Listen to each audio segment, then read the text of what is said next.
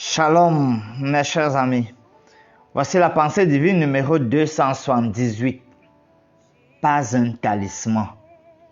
1 Samuel, le chapitre 4. La prophétie qui a été dite au chapitre 3 sur le jugement prononcé sur Élie et sa maison, ses fils, alors cette prophétie-là s'accomplit dans le chapitre du jour. On voit que les Philistins se rangent en ordre de bataille contre Israël et gagnent le combat. Pour un premier combat, il y a 4000 Israélites qui sont tués. Le verset 2 nous en parle. Quand les anciens voient cela, alors ils envoient chercher l'arche de l'Éternel à Silo pour que ce soit dans le camp d'Israël pendant la bataille. Le verset 4 le dit. Bon, on part, on prend l'arche, on apporte, on met dans le camp d'Israël. Et ce qu'on note, c'est que malgré la présence de l'arche, lors du deuxième combat, la défaite est alors plus grande. 30 000 hommes tués. Le verset 10 le dit.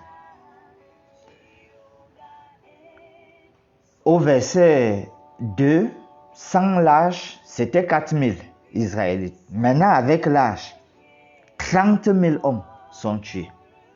Y compris donc Ophni et Phiné, les deux fils d'Élie. Ce qui est encore marquant, c'est que l'arche est même emportée. Verset 17.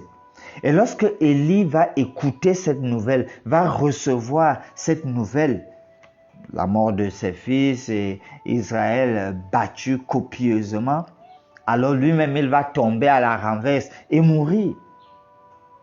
Il se trouve que la femme de Phiné, dans le même temps, accouche et elle nomme l'enfant Ichabod, c'est-à-dire la gloire est bannie en Israël.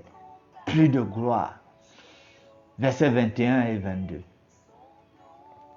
Elle appela l'enfant Ichabod en disant, la gloire est bannie d'Israël. C'était à cause de la prise de l'arche de Dieu et à cause de son beau-père et de son mari. Elle dit, la gloire est bannie d'Israël car l'arche de Dieu est prise. Donc elle s'est exclamée, Ichabod. Et dans l'air, c'est comme les anges qui disaient, Ichabod, Ichabod, Ichabod. La gloire s'en est allée parce que l'arche a été prise. Ah, ce que je vois, cher ami, c'est que la prophétie de Dieu s'accomplit. Toutes ces prophéties vont s'accomplir, y compris de nos jours. Mais plus encore, l'arche n'est pas un talisman. L'arche n'est pas un fétiche. L'arche n'est pas magique. Au lieu d'obéir, si on se dit non, on prend la Bible, on met à côté de soi, ça va faire la magie, ça va tout changer. Non. Écoutons, les objets sacrés n'ont pas de pouvoir en eux-mêmes. C'est la parole de Dieu qui est puissante. C'est l'obéissance qui change les choses. Prions. Aide-nous, Seigneur Dieu, à nous accrocher à ta parole. Oui, à nous accrocher à tes promesses et même à tes avertissements.